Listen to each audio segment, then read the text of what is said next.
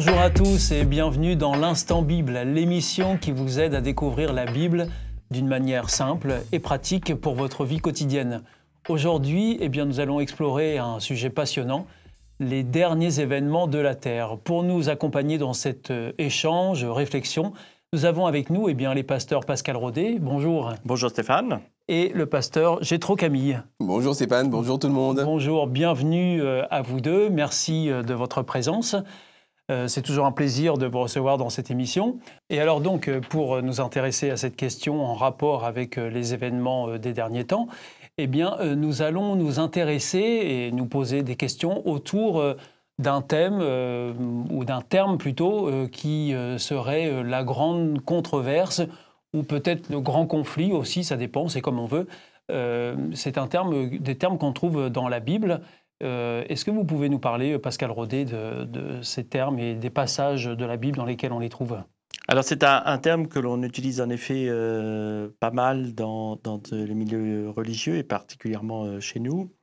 Le terme controverse est un terme qui s'applique à chaque fois qu'il y a une difficulté, une incompréhension, voire même une bataille d'idées ou de valeurs. Et là, on peut finir par appeler cela même d'ailleurs, pour certains, une guerre des valeurs dans cette notion-là. C'est-à-dire qu'il y a une controverse et deux camps qui ne s'entendent pas et qui ne se comprennent pas. Chacun est un peu chacun retranché dans ses idées. C'est pas nouveau, hein, on le voit énormément dans l'Apocalypse, mais l'Apocalypse est ni plus ni moins la finalité de cette controverse et de cette guerre d'idées, de valeurs, pas d'idées, mais surtout de valeurs, qui vient, elle, depuis le début de la Terre, quelque part. Et j'ai envie juste de rappeler simplement cette grande guerre qui a été déclarée dès le départ dans Genèse au chapitre 3, où on retrouve ici le personnage de celui qui a mis en guerre ses valeurs, et qui est dans Genèse 3 le serpent ou le diable pour la traduction.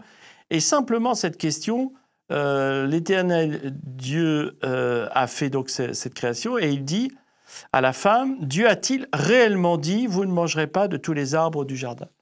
Rien que cette question est déjà le début d'une querelle qu'il va y avoir, en tous les cas lui qui dit non, Dieu n'est pas amour, Dieu n'est pas plein de respect, plein d'empathie, non, c'est pas vrai, il n'a pas dit ça, mais est-ce qu'il n'a pas plutôt dit ça?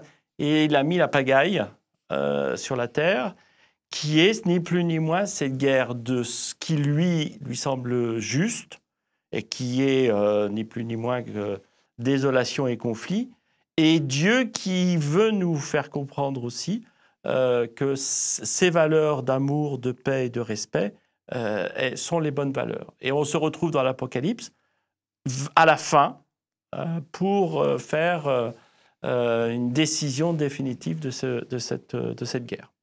Alors, pasteur Gétro Camille, Pascal Rodet vient de citer à plusieurs reprises l'Apocalypse. Donc l'Apocalypse, on sait que ce livre contient des prophéties. Alors quel est le rôle de ces prophéties contenues dans ce livre? C'est un petit peu comme un GPS. Vous savez, avant, on n'avait pas de GPS. Moi, j'avais ma carte. C'est un petit peu comme une carte, si on préfère. Mais GPS un peu plus efficace. C'est-à-dire que j'avais ma carte, mais si je ne voyais pas le panneau de la ville où j'étais ou le panneau de la rue où j'étais perdu complètement. Les prophéties, ce sont un petit peu les panneaux de signalisation qui nous permettent de savoir à peu près où on en est dans l'histoire du monde et quels sont les enjeux qui sont en cours.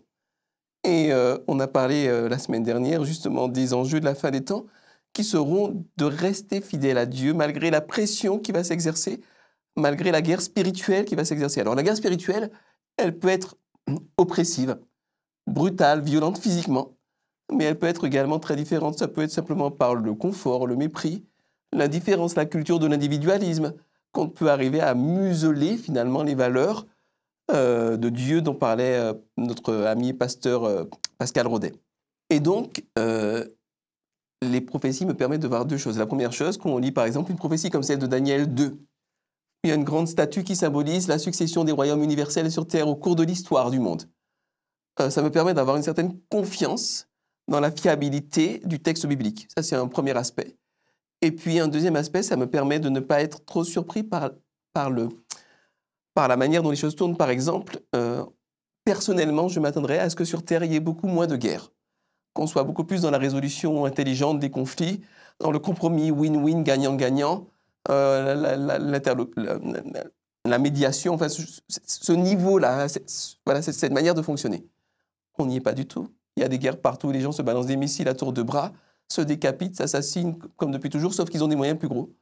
Alors c'est intéressant pour moi de savoir que c'est prophétisé et qu'à la fin des temps, il y a de plus en plus de guerres avec de plus en plus de dégâts. Donc voilà, ça joue le rôle de balise, de repère, de panneau indicateur.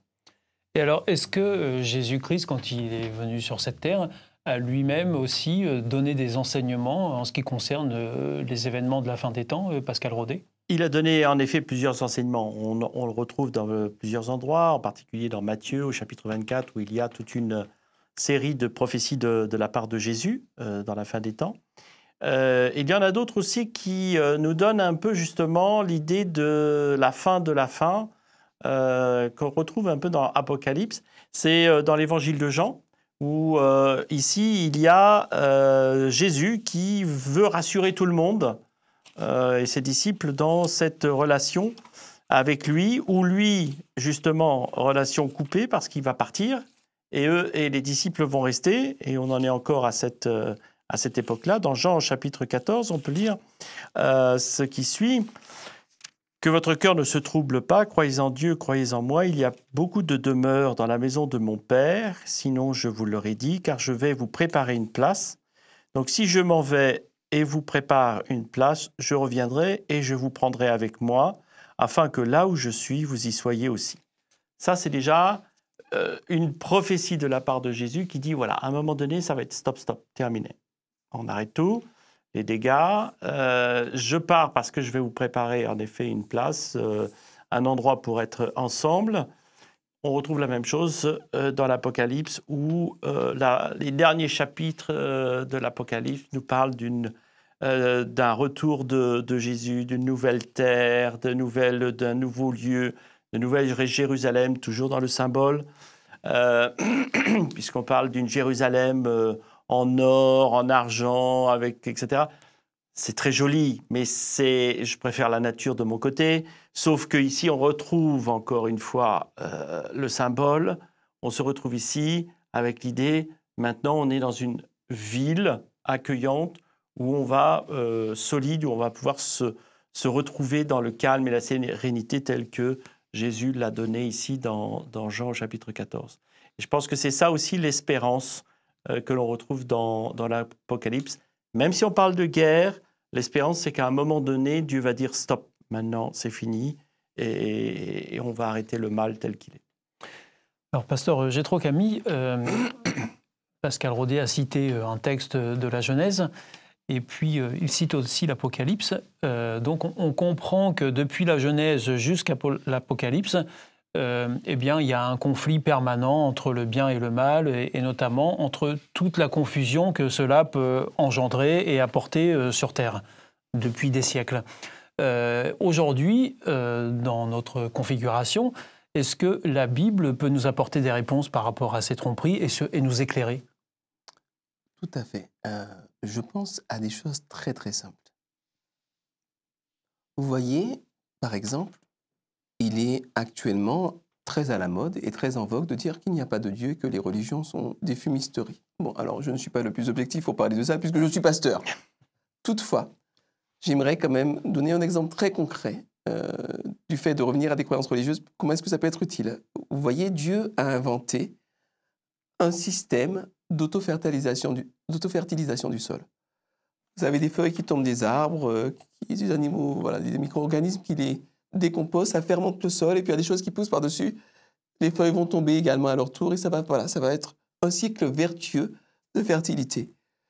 L'être humain a jugé bon de créer les engrais chimiques. Je ne crache pas dessus, je ne crache sur rien. Mais je note que l'industrie agrochimique est en train de tuer les sols et toute la biodiversité, toute la vie qui s'y trouve. Et donc, revenir à un système de croyance religieux où il y a un Dieu qui a créé et qui a confié la terre et il faut en prendre soin.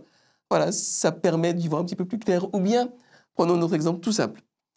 On a actuellement dans nos sociétés occidentales, on vit en France, donc on va parler de cette manière-là, un très grand individualisme et un très grand égocentrisme. C'est complètement à l'encontre des valeurs de la Bible, qui a un acte fondateur. La Bible, enfin, tout l'enseignement de la Bible repose sur un acte fondateur. C'est Jésus, Dieu, qui, au lieu d'être égocentrique, décide de tout donner par amour, tout donner par amour. Et donc, la Bible me permet de mettre en perspective la manière que j'ai de vivre dans mon environnement avec ce que Dieu propose dans la Bible et puis de corriger le tir. Et donc, la Bible est extrêmement précieuse, ne serait-ce que parce que ça offre 2000, alors que je calcule bien, 3500 années à peu près d'histoire de rédaction. Et donc, il y a des civilisations entières qui ont une relation avec Dieu qui se racontent dans ce livre-là et qui promeuvent des valeurs qui me permettent d'y voir un peu plus clair et d'aller de l'avant. Alors, on s'intéresse à l'Apocalypse, pasteur Pascal Rodet. Et donc, l'Apocalypse nous parle de la fin des temps, des derniers jours, de la fin du monde. Est-ce qu'on sait se situer aujourd'hui par rapport à ces prophéties qui sont contenues dans l'Apocalypse ? Il y a plusieurs signes, en tous les cas, et symboles qui peuvent nous permettre de dire à quel niveau on se situe.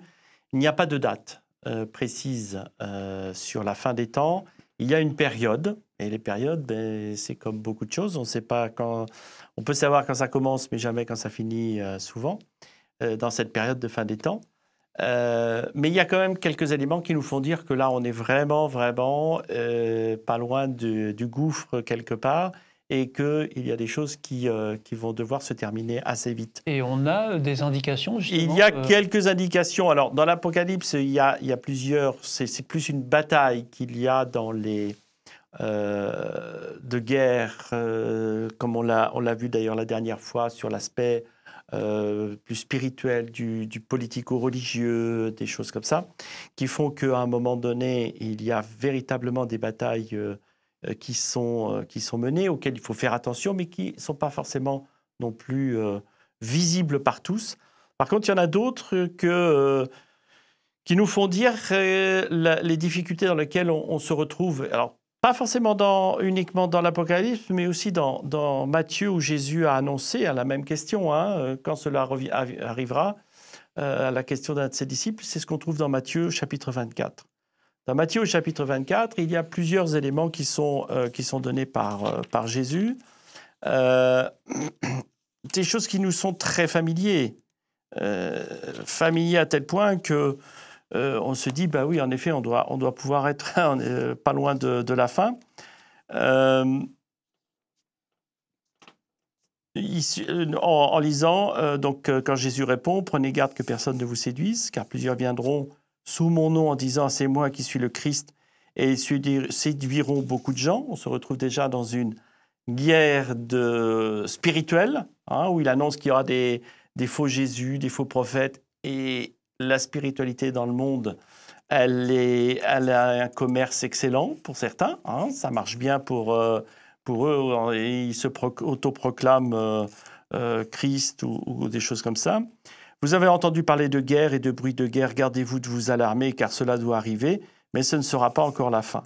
On est dans des guerres, dans des bruits de guerre depuis des siècles. C'est quand même assez important, comme l'a souligné le pasteur Camille, où avant, on avait des batailles qui étaient des guerres sanglantes, qui étaient quand même assez terribles. Des guerres de religion, des guerres entre chrétiens, des guerres, de toutes les guerres que vous pouvez imaginer.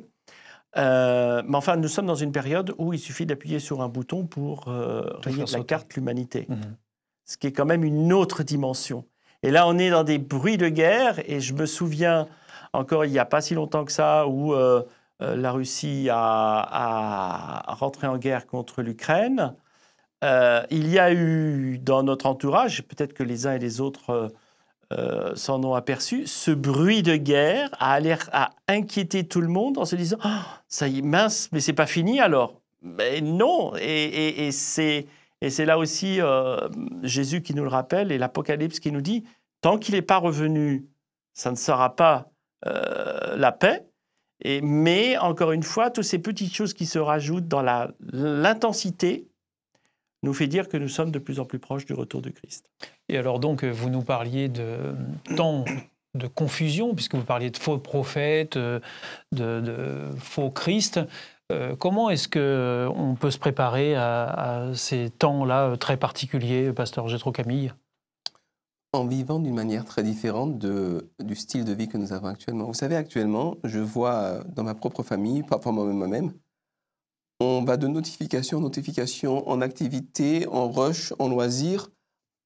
On ne prend pas le temps d'étudier sérieusement les Écritures. On ne prend pas le temps de méditer sur la nature des temps actuels dans lesquels nous sommes. On ne prend pas le temps de s'enraciner spirituellement profondément. Si on n'a pas de racines, on va être porté à tout vent.